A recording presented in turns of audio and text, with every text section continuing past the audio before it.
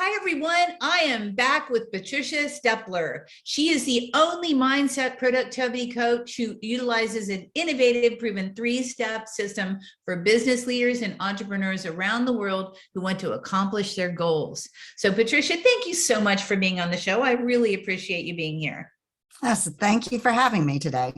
Yeah, absolutely. So your productivity, you're a girl after my own heart doing productivity. We all need that, right? Yes, we absolutely do. Yeah. So tell me about your journey. What did you do before you became an imminent productivity coach? So my journey started as an educator. And so I taught school for several decades. And about the time I knew I could retire from teaching, my son did something very amazing to me. I had studied personal development my entire life, and yet I felt like I never achieved what I wanted to achieve through personal development. I tried to follow what they were saying. And, I was a better person, no doubt. I was a better person, better teacher, better mom, better wife, but I didn't have the success I was looking for. And my son, who had a number of different medical issues, from the time he was born, he had a collapsed lung, and then he had bow legs. We had to get straightened down. And then he had two lazy eyes. And then he actually had juvenile diabetes when he was 8. And he wanted to be an athlete. So he had a lot of medical baggage there that was an issue. And yet when he was 12, he told me, he says, "Mom, you don't have to worry about putting me through school, through college," because my oldest daughter was in college. My second daughter was about ready to go. He said, "I'm going to get a scholarship." And, I didn't believe he was going to get a scholarship. I never believed it, but I didn't tell him that. I just hugged him and thanked him. And so every time he would mention it, which was many, many times, I would just, "Oh, that's wonderful." And, things like that. So I always encouraged him. I never discouraged him, but in my heart, I didn't believe it. And especially when he decided it was going to be an athletic scholarship, and then he chose baseball. And baseball, there really aren't full scholarships in baseball. If you're that good, you go pro. And so there is no money in baseball, which collegiate coaches will easily tell parents, forget it. If you think you're going to get a scholarship in baseball, it's not going to happen. And yet when his letter came, he had a full scholarship. Wow. Now, it wasn't an athletic one, because he went to a D3 school, but it was an academic. And he manifested that. And the minute I saw that amount and knew he had a full scholarship, immediately I knew he had caused that to happen, but I didn't know how. And had I known, I would have encouraged him a whole lot more when he was, for 6 years when he was telling me this. But at that point, I was like, I got to figure out how he did it. And so that started my journey. And it was like, once I discovered it, I had to share it with the world. Absolutely. Thought word deed, right? He was a magnificent manifester. That's yes. Especially someone, who has the physical challenges that he has.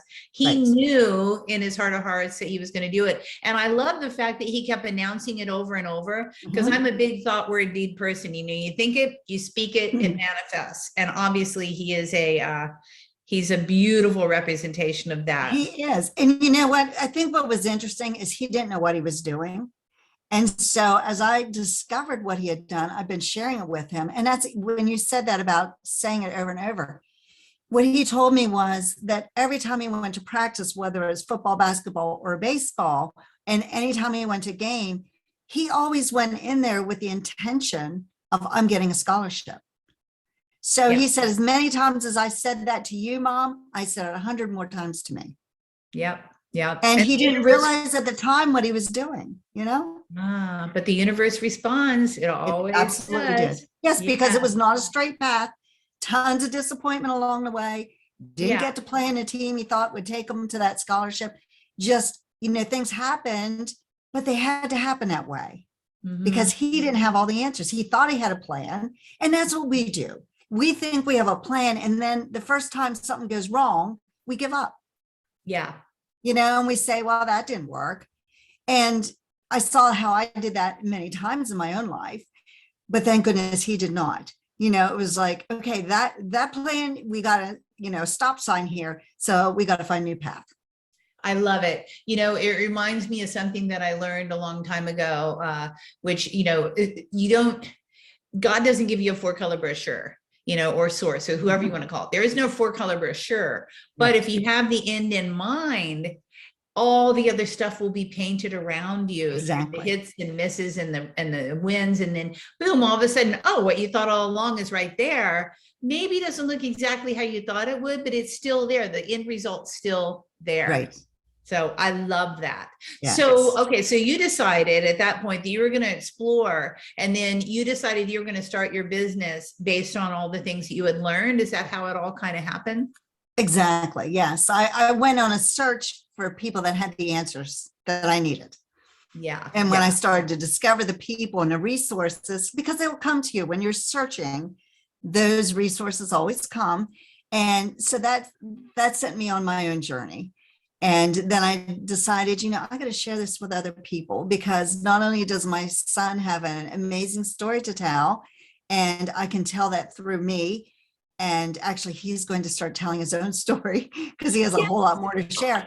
But, it's just that the world needs to know, because there's a lot of, what I saw when I was teaching was there was a lot of kids that lived in this hopelessness, and nobody should feel that way. But until we discover who we are, and we discover what we want, and we start to go after it, nothing much changes.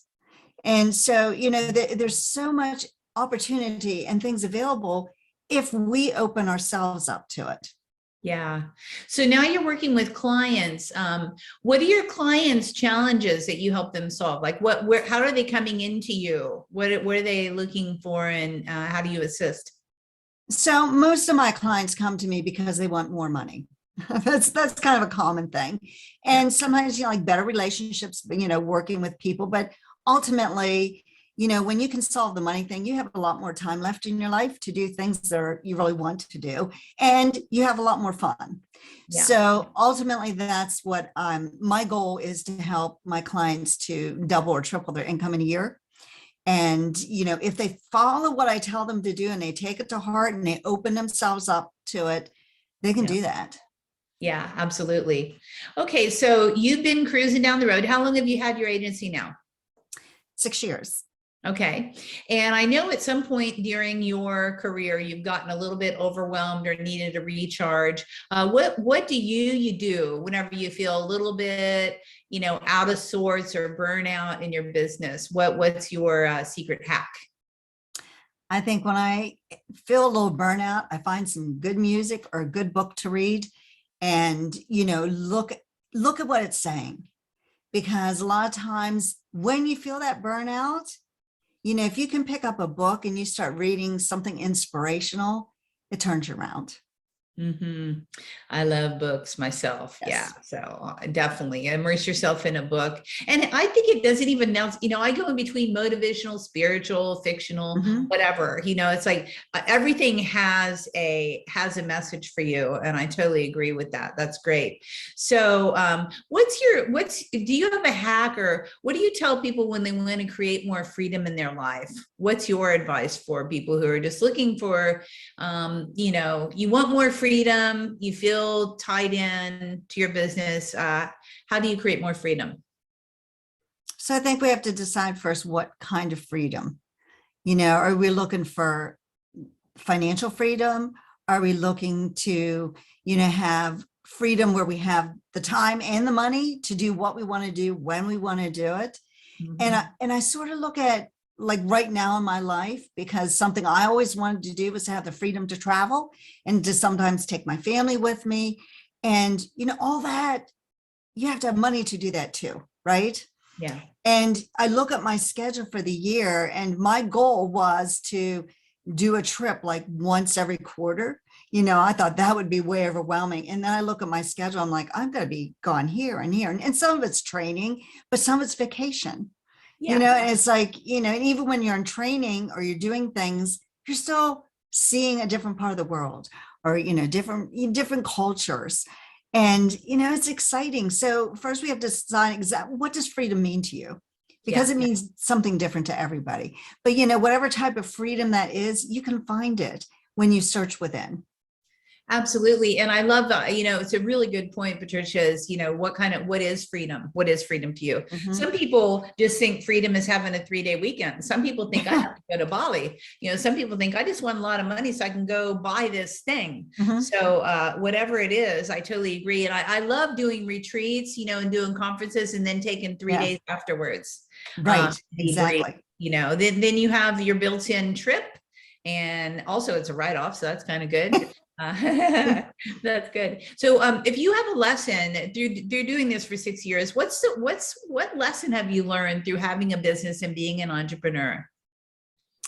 I think the biggest lesson I've learned is that you have to allow yourself to become the person first. And, we all have wishes and desires and things that we would like to have happen or like to do. And early on, when I started my business, it was a wish, but wishes don't come true unless you become that person. So I think that's the biggest realization I've come up with, is that you have to first be able to see yourself accomplishing exactly what you want to accomplish before it's ever going to happen. And chances are you have to become somebody different yourself, because the person you are today has gotten you to where you are today. But the person you need to be in order to go further is somebody different. I agree totally. As far as obstacles, what's the obstacle? Have you had something that's really kind of made you stuck when you were launching or throughout the course of your company? I think the biggest obstacle for me was to come out of my shell. I'm very much an introvert, and I could stay in a room by myself all day long and I'd be perfectly fine. But you can't help people if you're sitting in a room by yourself. So for me, it was to come out of my shell and realize that I had something that the world needed to hear, and to be willing to share that, with people, and to, overcome my own fears and procrastination and obstacles, that I was putting in front of myself. That's so funny. You're an introvert, but you were a school teacher. Yeah. So how does that work? So I was fine being in my classroom. So I taught music too. And if you put me on a stage, like I was the person, I was that character. Right, and right. So, I could perform in front of people, but to just go and talk to people was a different story. Give me a script and I had it, But yeah, I love to perform. But for me, that was different than actually having a conversation. Absolutely. Yeah, there's a big difference. I can so relate to that a lot. So I get you, Patricia, because I was a musician, music major as well. So there you go. Mhm. Okay. So if someone wants to create more freedom, what do you suggest to them? I know we've already touched on that word freedom again, but I don't want to put words in your mouth. I think I know what you're going to say. So if I want more freedom, what am I supposed to do, Patricia? So I think you have to, first of all, come up with your goal. You have to live bigger, and you have to be willing to decide what that is. And then you have to become that person. Yeah. You have to see yourself actually doing that. So we're going to become bigger, and then we have to play in a bigger stage. You can't get that freedom if you're stuck right where you are, because you're in a comfort zone. And as long as you stay in that comfort zone, in our mind, our subconscious mind is programmed to keep us comfortable and keep us safe.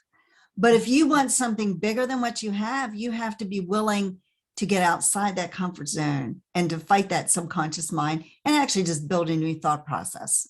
Get out of your comfort zone, think bigger, speak bigger, then you live bigger. It happens. Absolutely. Yeah, Yes. I love that. Okay, so I know, speaking of bigger, you have an event coming up.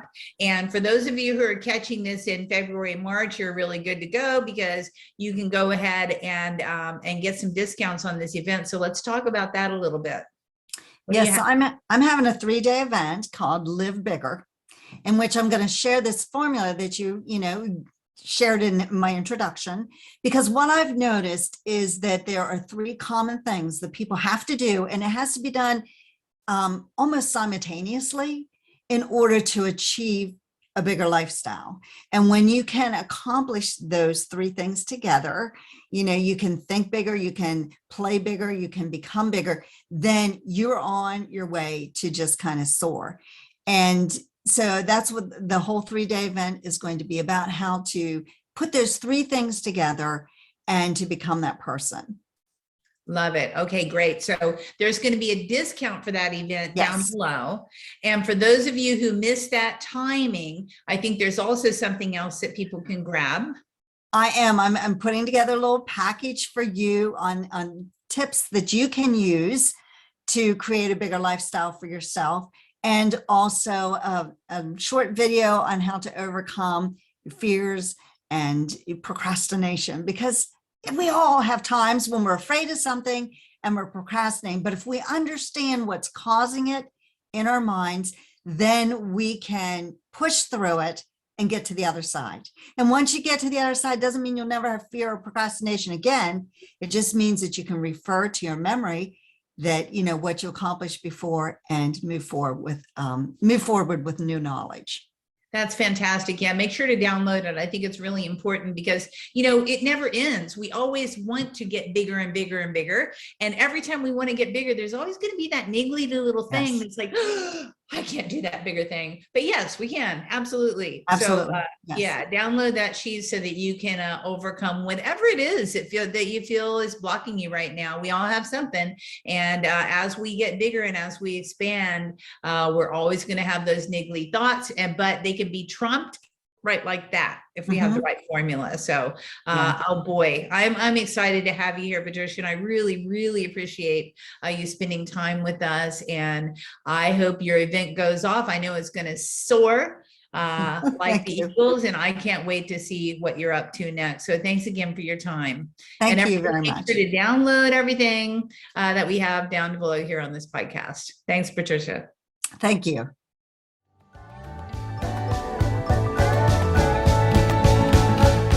Hey, thanks for listening to this podcast. I hope you enjoyed this episode, and if you want to hear more, feel free to subscribe on the platform of your choice. Also, if you feel so inclined, I would truly appreciate a good rating from you to me. Have a stellar day.